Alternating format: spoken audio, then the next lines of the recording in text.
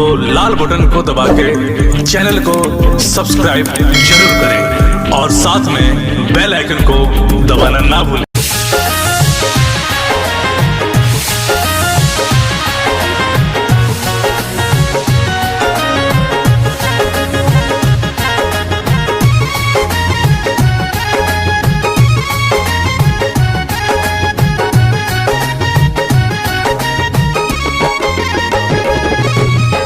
सुतलो पाओ करना मिलत हुई चैन हो, हर घड़ी हमारे ला हुई बेचैन हो।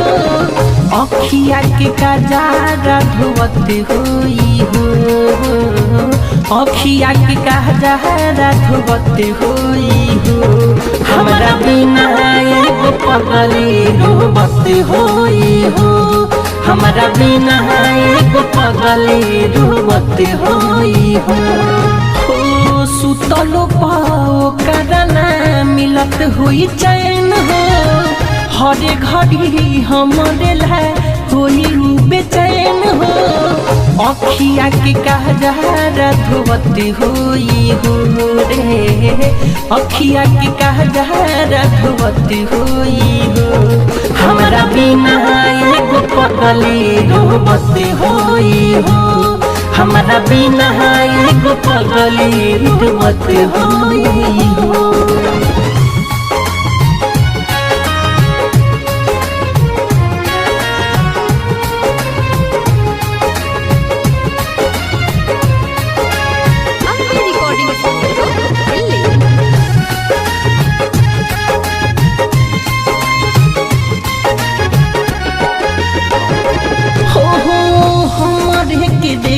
हरदम खिड़की के छेद से हाथ कटले रहे हमरे चलते ब्लेड से।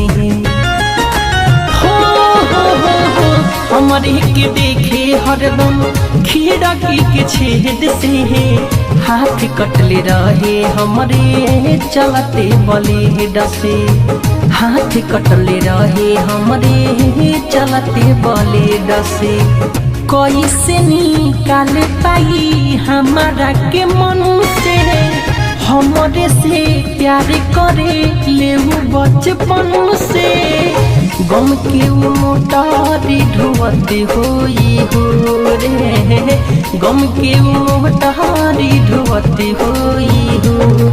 हमारा बिना एगो पगली रोवत होई हो, हमारा बिना एगो पगली रोवत होई हो।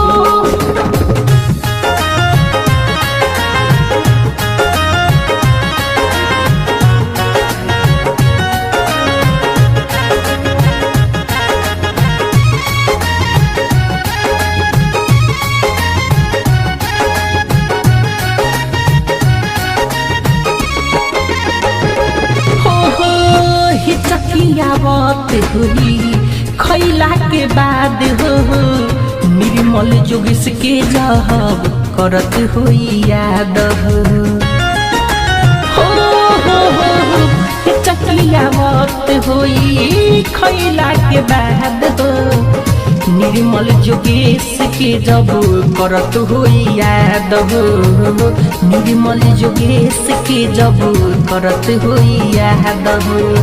चले गई भले हमारा जिंदगी से निकाल के, भूले नहीं पाई अपना मिठू मार सहल के। दिनों राति रही आज हती होई हो, दिनों राति रही आज हती होई हो। हमारा बिना एगो पगली रोवत होई हो, हमारा बिना एगो पगली रोवत होई हो। सुतलो पाओ करना मिलत हुई चैन हो, हर घड़ी हमारे ला होई बेचैन हो।